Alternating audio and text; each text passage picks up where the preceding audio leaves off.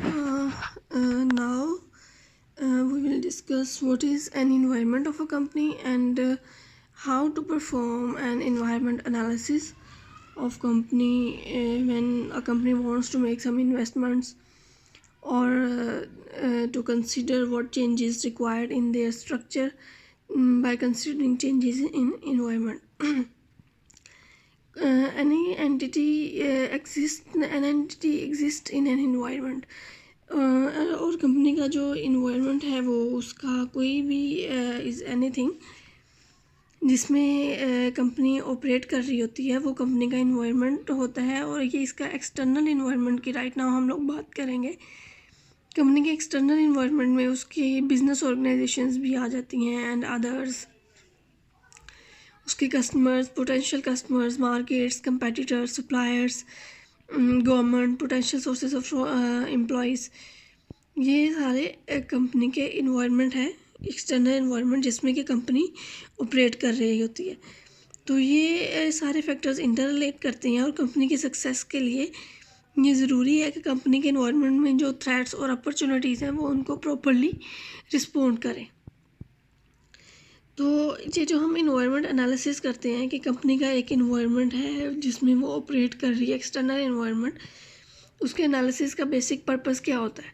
तो कंपनी के एनालिसिस का पर्पस ये है कि हमें जो है फैक्टर्स जो हैं इन्वायरमेंट, वो हमने देखना होता है कि जो सिग्निफिकेंट इफ़ेक्ट क्या है उनका एंटिटी पर, जो कि एंटिटी के इन्वायरमेंट में फैक्टर्स हैं, उनके एंटिटी के ऑपरेशंस पर या उसकी डिसीजन मेकिंग पर क्या इम्पैक्ट आ सकता है।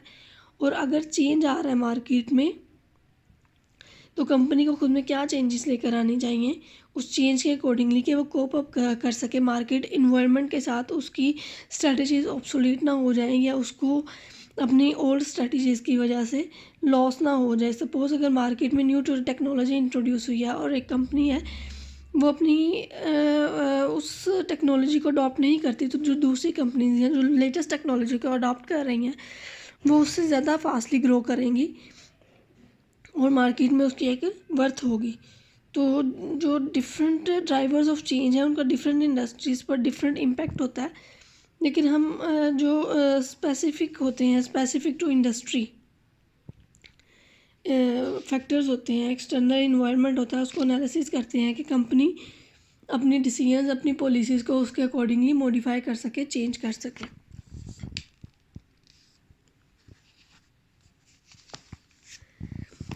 जहाँ तक हम लोग लेटेस्ट करंटली ये देख रहे होते हैं कि करंटली ये जो इन्वायरमेंटल फैक्टर्स हैं ये हमारी कंपनी को कैसे इम्पैक्ट कर रहे हैं, वैसे हम फोर्सी करते हैं कि फ्यूचर में भी अगर सपोज ये चेंजेस आती हैं तो ये हमारी कंपनी को किस तरह से इफ़ेक्ट कर सकती हैं और उसकी सिग्निफिकेंस को देखना कि how significant these factors, how significant for the company. Environment analysis process में हम देखते हैं कि हम लोग इन्वायरमेंट एनालिसिस प्रोसेस में हम पहले उसके इन्वायरमेंट को स्टडी करते हैं जिसमें कंपनी ऑपरेट कर रही होती है, जो कि हर कंपनी का वेरी कर सकता है, डिफरेंट कर सकता है, डिफरेंट फैक्टर्स डिफरेंटली इम्पैक्ट करेंगे। तो फिर हम जब एनालिसिस करते हैं तो हम उसमें से सिग्निफिकेंट फैक्टर्स, सिग्निफिकेंट वो जो कि मेजर कंपनी को इम्पैक्ट कर सकते हैं, कंपनी पर बैडली इम्पैक्ट आ सकता है। सपोज़ अगर बहुत बड़ा टेक्नोलॉजिकल चेंज आ गया है और कंपनी उस के अकॉर्डिंगली खुद में मॉडिफिकेशन नहीं लेकर आती तो कंपनी का सर्वाइवल मुश्किल हो जाएगा। तो ये एक सिग्निफिकेंट फैक्टर है कंपनी की सक्सेस के लिए, जो कि उसके इन्वायरमेंट में चेंज आया है। तो इसका पर्पस हमने डिस्कस कर लिया कि हम लोगों ने कंपनी की पोजीशन को एनालाइज करना होता है in relation to its environment, कि कंपनी कहाँ पर स्टैंड कर रही है इसके बाहर के अपने एक्सटर्नल इन्वायरमेंट के फैक्टर्स के अकॉर्डिंगली। और हम ये देखते हैं कि एंटिटी की स्ट्रेटजीज़ को कैसे डेवलप किया जा सकता है, कि वो जो मार्केट में थ्रेट्स हैं उनको कैसे अवॉइड किया जा सकता है और जो अपॉर्चुनिटीज़ हैं उनको कैसे अवेल किया जा सकता है कंपनी को सक्सेसफुल बनाने के लिए। तो कंपनी के इन्वायरमेंट के एनालिसिस के कुछ मॉडल्स हैं, उनमें एक सबसे इम्पोर्टेंट मॉडल जो कि कंसिडर किया जाता है वो है पेस्टल मॉडल। पेस्टल मॉडल से हम इन्वायरमेंट का एनालिसिस करते हैं कंपनी का और उसके अकॉर्डिंगली अपनी डिसीजन मेकिंग्स करते हैं। So now we will discuss what is a pastel model.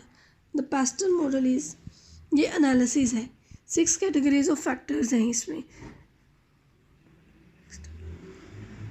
ये जो पेस्टल एनालिसिस है ये एक स्ट्रक्चर्ड अप्रोच है जिसके थ्रू हम लोग एक्सटर्नल एनालिसिस कर सकते हैं एक्सटर्नल एनवायरनमेंट का, एंटिटी का.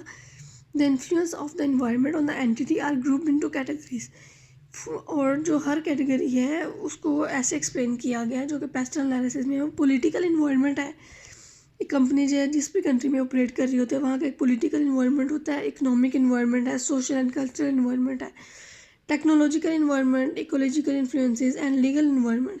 ये इस सारे इन्वायरनमेंट को हम लोग स्टडी करते हैं कि हम लोग फैक्टर्स को आइडेंटिफाई कर सकें कि कौन कौन से मेजर फैक्टर्स हैं जो कि इम्पैक्ट या इन्फ्लुएंस कर सकते हैं कंपनी को. इस एनालिसिस को हम लोग डिटेल में ऐसे देख सकते हैं.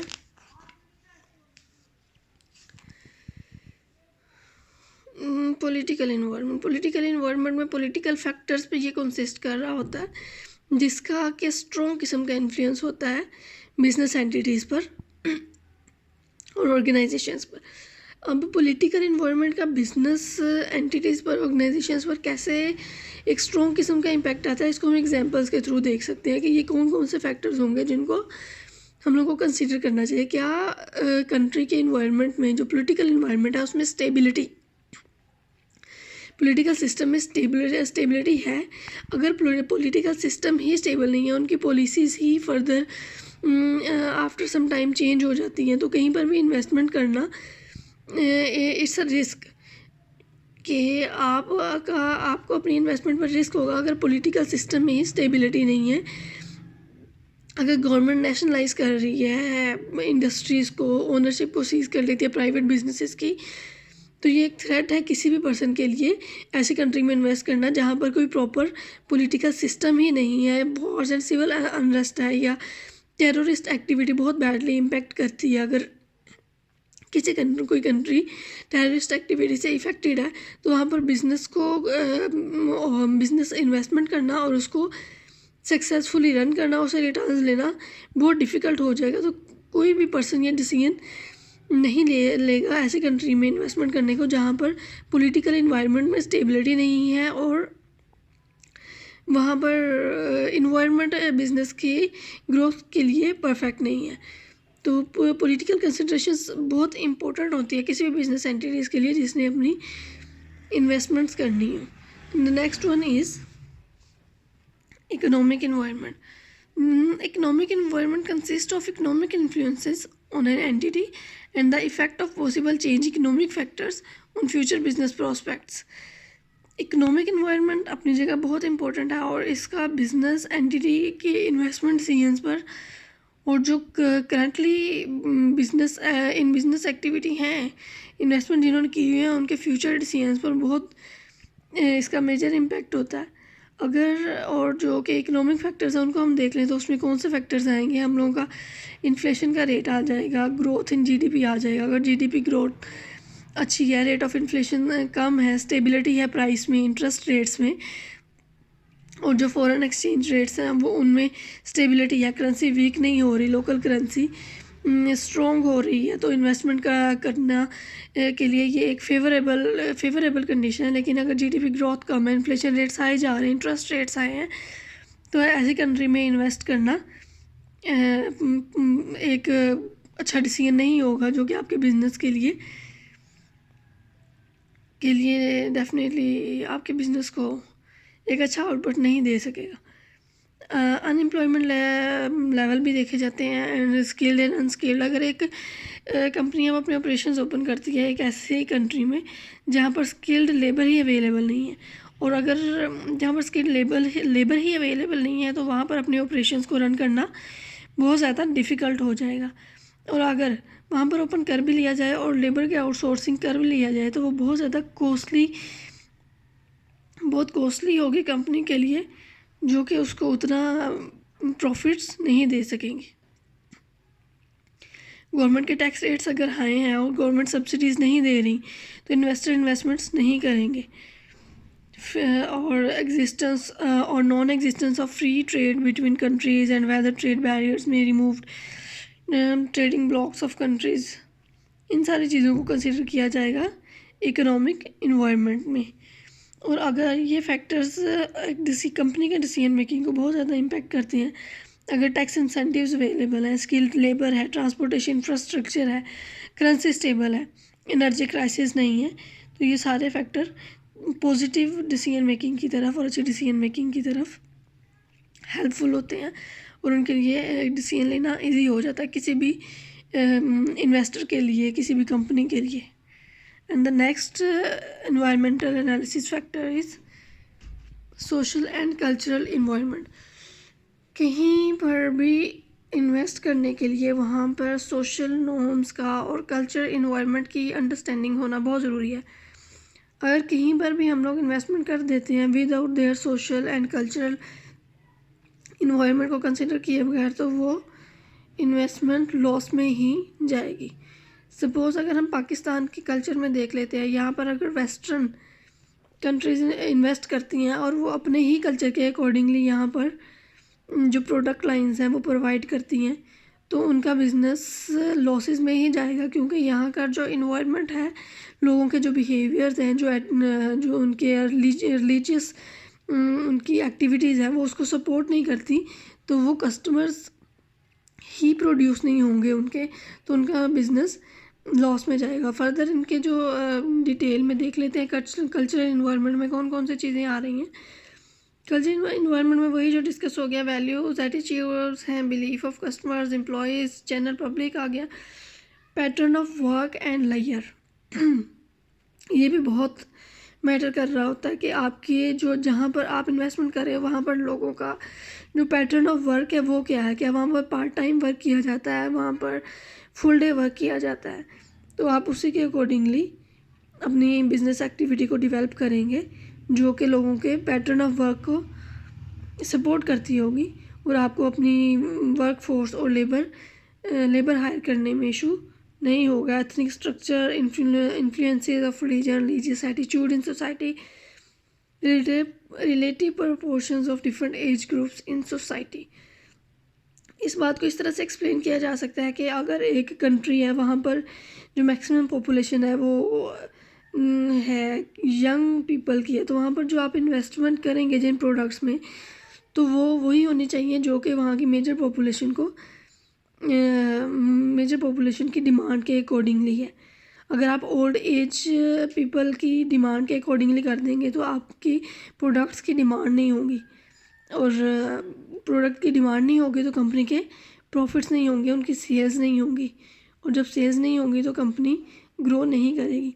इसलिए किसी भी इन्वेस्टमेंट डिसीजन से पहले वहाँ के इन्वायरमेंट का और कल्चरल एनालिसिस करना बहुत इंपॉर्टेंट है, फिर उसके अकॉर्डिंगली उन्हीं आइटम्स में, प्रोडक्ट्स में इन्वेस्टमेंट की जाती है। The next category of environment analysis is technological improvement. Technological improvement में जो चीज़ें इंक्लूडेड है वो हैं कि साइंस एंड टेक्नोलॉजी जो कि वो यूज़ कर रही है ऑर्गेनाइजेशन, उसके कंपेटिटर्स यूज़ कर रहे हैं, और उसमें जो कि चेंज आ रहा है वो उसका एनालिसिस करेंगे कि जो करंटली टेक्नोलॉजी यूज़ कर रहे हैं उसमें क्या चेंज आ रहा है। अगर वो उस चेंज को कंसीडर करना, क्योंकि with the passage of time technology में बहुत शार्पली चेंजेस आ रही हैं जिनको अडॉप्ट करना for success of business is too much important. Like दो कंपनीज़ हैं, वो कंपेटिटर हैं एक दूसरे की, और एक टेक्नोलॉजी में ऐसा चेंज आया जिससे आपकी प्रोडक्ट की क्वालिटी बहुत इन्हेंस हो जाएगी और आपका कंपेटिटर उसको अडॉप्ट कर लेता है और आप उस टेक्नोलॉजिकल चेंज को अडॉप्ट नहीं कर रहे, तो उसकी प्रोडक्ट की मार्केट डिमांड बढ़ जाएगी as compare to yours product. तो उसकी प्रोडक्ट मार्केट में जब उसकी डिमांड बढ़ेगी, उसकी एक गुडविल इंक्रीज़ होगी, उसके बिज़नेस की वर्थ इंक्रीज़ हो जाएगी, और आपके का बिज़नेस की प्रोडक्ट्स की डिमांड कम हो जाएगी। इसलिए आपको इन्वायरमेंट का एनालिसिस कर टेक्नोलॉजिकल इन्वायरमेंट एनालिसिस बहुत इम्पोर्टेंट है कि आप ये देखो कि कौन सा टेक्नोलॉजी में चेंज आ रहा है, वो आपको आपकी कौन सी आपकी जो है बिजनेस इन्वेस्टमेंट्स उनको कैसे इम्पेक्ट कर रहा है और आपको कहाँ कहाँ पर इन्वेस्ट करना चाहिए। आपको रिसर्च एंड डेवलपमेंट में इन्वेस्टमेंट्स करनी चाहिए ताकि आप जो टेक्नोलॉजिकल चेंजेस हैं उनको टाइमली अडॉप्ट करें और आपका बिजनेस ग्रो करे और आप अपने कंपेटिटर्स के साथ सक्सेसफुली compete कर सकें। Next category in pastel analysis is ecological influences. What is an ecological influence?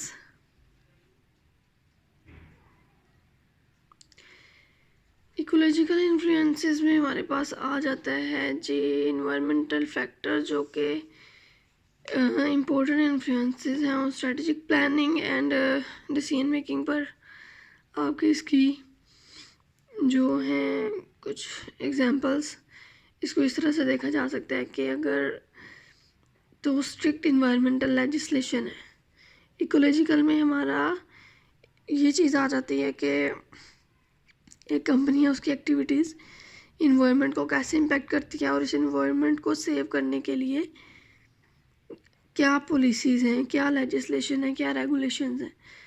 तो उसको देखना पड़ेगा कि अगर हम एक सेक्टर में इन्वेस्टमेंट करना चाह रहे हैं तो उससे रिलेटेड जो इन्वायरमेंटल लेजिस्लेशन है वो क्या है और क्या वो लेजिस्लेशन हमें इस चीज़ के लिए परमिट कर रही हैं कि हम उस चीज़ में इन्वेस्ट करें और वो किन कंडीशंस पर कर रही हैं और क्या कंडीशंस हम लोग उन कंडीशंस को हम फुलफ़िल कर लेंगे।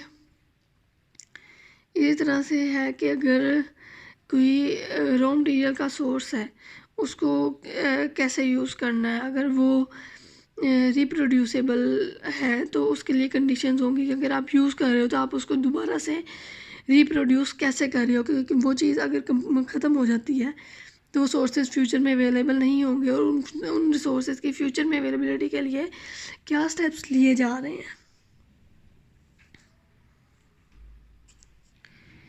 तो इसके लिए ये देखना पड़ेगा कि कंट्रीज़ में क्या रूल्स एंड रेगुलेशंस हैं और कंपनी को कौन सी पॉलिसीज़ ऐसी अपनी CSR की पॉलिसीज़ बनानी पड़ेंगी जो कि इन्वायरमेंट फ्रेंडली पॉलिसी होंगी, जो कि साइड इफ़ेक्ट्स हैं उनकी किसी भी स्पेसिफिक इन्वेस्टमेंट में उसको रिमूव करने के लिए। अगर तो आप उसको रिमूव करने के लिए अगर आप रीयूजेबल रिसोर्सेज को यूज़ कर रहे हो और उसको दोबारा से प्रोड्यूस कर रहे हो और अपनी एक पॉलिसी दे रहे हो और उस पर जो कॉस्ट आ रही है उसको आप बियर कर सकते हैं, तो फिर आप उसमें एक इन्वेस्टमेंट का डिसीजन लेंगे।